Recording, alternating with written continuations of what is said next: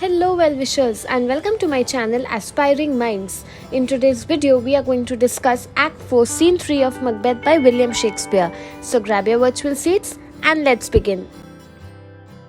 So in Act 4, Scene 3 of Macbeth, Malcolm and Macduff meet in England. Macduff urges Malcolm to return to Scotland and overthrow Macbeth. Initially, Malcolm tests Macduff's loyalty, suspecting him of being a spy for Macbeth, but eventually reveals his true intentions to fight against the tyrant king, that is Macbeth. And the scene ends with Ross delivering the tragic news of the slaughter of Macduff's family, which ignites Macduff's desire for revenge against Macbeth. So Malcolm and Macduff enter. Malcolm says that let us find a lonely spot where we can go and empty our hearts out because we are feeling very sad. At this, Macduff says that let us rather take up the deadly sword and like noblemen we should defend our native land. Every morning we are finding new widows who are crying, new orphans who are crying, and the situation of Scotland is not good. Scotland is suffering from misery, so we need to take the power in our hands and do something. Malcolm says that I want to cry for the sorrows of the people because I believe what I know for certain, and I will perhaps repair what evils I can find when the time is favorable. What you have said maybe is true. The tyrant, the very mention of whose name makes people scorch their tongues. They don't like him. You loved him well, but you see what he has done. Macbeth's favor has not been good to us. It has rather betrayed us. It has made us weak and poor. Macduff says that I am not treacherous, I don't cheat people. Malcolm says that Macbeth is treacherous. He is a good and a virtuous man, but he seems to have become wicked when he has become a king. I am requesting you, my thoughts will not change about what you really are. Angels are also glorious. Even Satan was one of the angels only, but because he committed sin, he had become the master of hell. So if all things choose to assume the appearance of virtue, people will not be able to understand who is true and who is fake. Macduff says, I have lost any hope. At this, Malcolm says that you have lost your hopes, perhaps owing to that day action which may made me suspicious. Why did you desert your wife and children like that, and you came over here without informing anyone? I request you to see in my suspicions the wish that you shouldn't have, compromised the safety of your wife and children and come over here. At this, Macduff says, bleed my poor country, bleed. The tyrant Macbeth, he has established himself firmly because good people are afraid of, going against him. Let people enjoy the fruit of their crimes, and even Macbeth is going to suffer because his kingship seems to have been confirmed. And then he says farewell to him.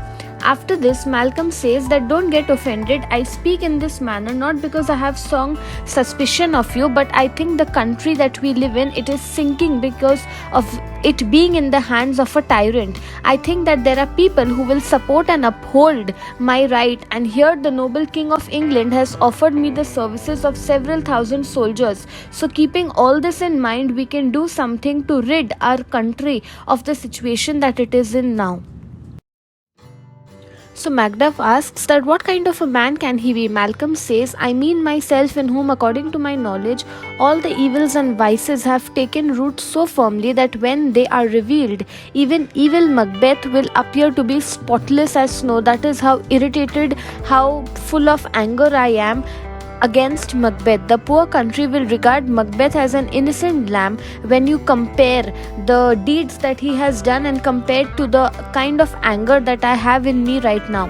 Macduff says that there is not a devil in the regions of the dreadful hell who can surpass Macbeth in the amount and the extent to which he has committed crimes. Even if you bring the worst devil from hell, Macbeth is beyond that. So Malcolm says that I admit that Macbeth is murderous, he is greedy, false, violent, he possesses sin that anyone can name, but there is absolutely no limit to me being lustful. The wives, daughters, matrons, unmarried girls of the whole country will not be able to satisfy my urge, and my desire will overcome all the obstacles to my demands.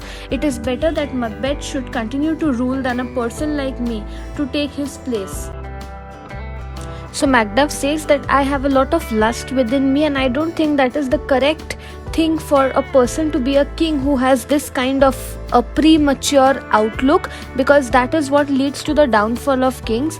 And then he says, but still I do not hesitate to wear the crown, which I think is rightfully yours. You may secretly indulge in your pleasures to your heart's satisfaction, and you may deceive the people by putting up a false appearance. We have enough women who would be willing to submit to your lust. You are certainly not a man with such vast passion that you would not be satisfied with so many women.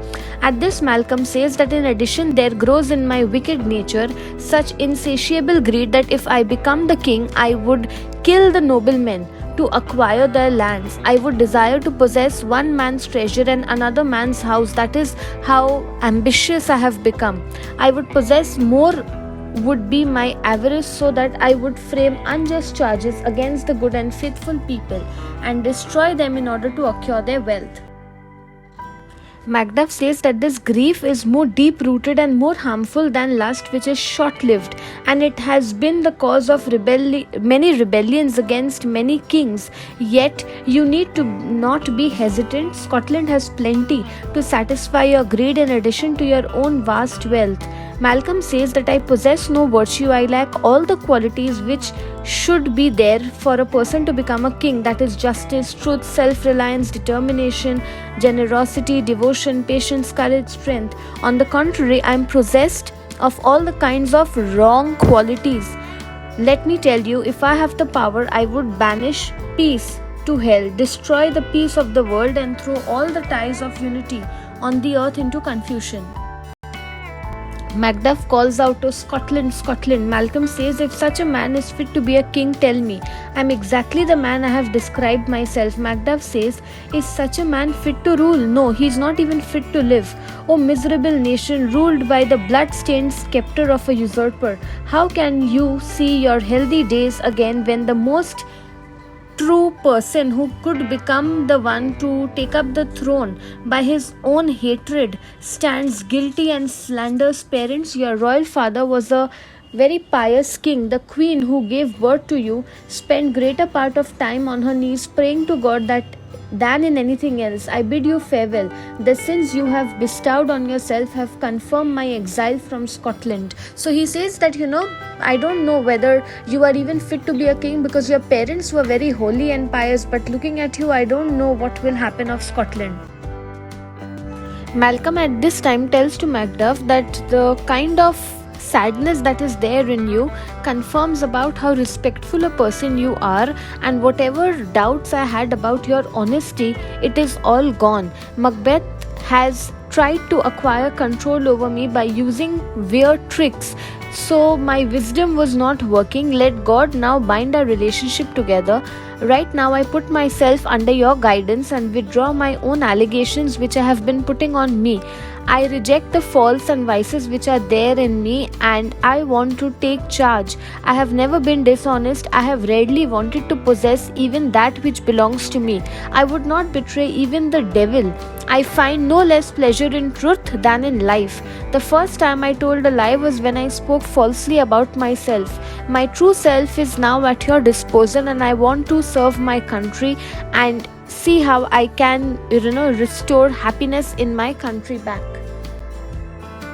So Macduff says that I'm feeling a little confused considering both pleasant and unpleasant things that are coming from you. At this time a doctor enters, and then Malcolm says that we shall talk further about this very soon, and then he asks the doctor about whether the king is going to come out or not. The doctor says yes, there is a group of unfortunate people who are waiting to be cured by him. Their disease is beyond efforts of medical skill, but God has given him such power that at his touch they are instantly cured. Malcolm says, I thank you, doctor, and then the doctor exits. Now at this time Macduff asks that what is this disease the doctor is talking about. So Malcolm says it's called scrofula. This is a miraculous work which during my stay in England I have often seen good king do. How he persuades God to help him, he himself knows best, but he cures the victims of strange diseases who are, affected by swellings, ulcers, and he puts a gold coin round the neck of the patients while saying holy prayers, and it is said that this gift of healing will be transferred to his descendants, that is his sons as well. With this strange power, he also has a divine gift of being able to predict the future. At this time, Ross enters. Macduff says that, see who has come. Malcolm says, my countrymen, but yet I know him not. That is, I can see that someone from my country, but who is it I can't recognize.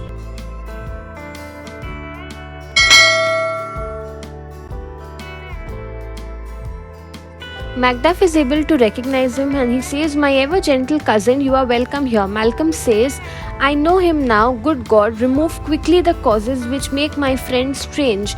Ross says that yes, that is what will happen. Macduff says that is the condition of Scotland same as when I left Scotland. Ross says that it has become miserable. It is almost afraid to think of the misery that Scotland is facing. It cannot be called our motherland anymore, but it has become like a graveyard.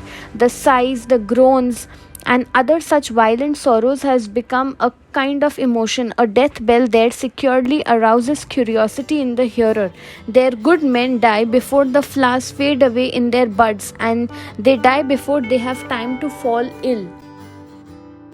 Macduff says that you have given a very important report and it is absolutely true. Malcolm says that what is the latest thing that has happened over there. Ross says that every misfortune is like a stale news because almost every hour it seems like a new crime is being committed. Macduff questions, how is my wife? Ross says that yes, she's doing well. And how are all my children? Ross says they are well too. Has not the tyrant disturbed their peace? Ross says that no, they are quite at peace when I left them. Macduff says that don't be so brief. How is everything? So Ross says that when I came here to convey the news that I have brought with a heavy heart, there was a rumor that many noblemen were fighting. They did not want to, support Macbeth anymore, and the rumor seemed to me quite correct because I saw how the tyrant Macbeth was ill-treating everyone. This is the right time for you to help Scotland. And then he tells to Malcolm that your presence in Scotland will inspire people. Scotland needs you. Malcolm says that let them find peace in the fact that they were going there. The noble King of England has allowed to give us services of 10,000 soldiers, and then we are going to head towards Scotland and free it. Ross says that I wish I could also give you a similar comfortable news, but I have news which ought to be shouted in the wilderness where I would be able to hear it. So Macduff questions that whom does the news that you are going to tell concern? Is it about public interest or is it related to some private sorrow that has affected an individual? Ross says the grief of the news is shared by every honest person. I can say that. Macduff says that I'm getting concerned now. Let me know what the news is that you have with you. Ross says that let not your ears hate my tongue for what I'm going to tell you now. Macduff says I can guess what it is. Ross says your castle was suddenly attacked, your wife and children were brutally murdered. If I were to give more details, I might cause your death, adding your corpse to them. So therefore I don't want to add any further, but your wife and children are no more. Malcolm is shocked. He says, oh merciful God. And then he says that don't pull me down. Give sorrow to your expression. That is, whatever grief you have, express it in words and take it out of you. Otherwise, it is going to affect you very badly. So Macduff says that even my children have been killed. Ross says wife, children, servants, all were found dead. Macduff says, and I was forced to run away from there. So has my wife also been killed? Ross says, I have already told you so. Malcolm says that please be at comfort. Let power be with you and make this a kind of a point which you will have a cause for taking revenge for this most miserable grief. Macduff at this time says that Malcolm has no children. Were all my pretty children killed? What were all my pretty children killed? So he is just repeating the same thing again and again so that he is able to sink in this news. So Malcolm says that fight against it like a man. Macduff says that I will do so. I cannot forget this news. My children were so dear to me. Did God not look at these murderers when they were doing this scene. Could God not have stopped them? They were killed on my account. I am a worthless father who left my children just like that to die over there. Malcolm says that let this grief make your revenge motives more strong. Let your sorrow turn into anger. All your sorrow should inflame in your heart and give you that push to take revenge against Macbeth. Macduff says, oh, I could weep like a woman and shout threats of revenge, but gentle God, cut short the period between the uttering of these words and my revenge. I want to immediately run to Scotland with my sword and kill Macbeth for doing whatever he has done. Malcolm finally says that this is a manly way of talking. Let us go to the English king. Our army is ready. We need to take leave. It is high time that Macbeth should be shown his true colors. Try to be as cheerful as possible, because the longest nights of suffering give way to happiness of daylight, and then they exit from there all prepared to take revenge on Macbeth. So that's it from this video. I hope you liked it. Do hit the like button. Subscribe to my channel for more such future updates. Thank you for watching. Bye.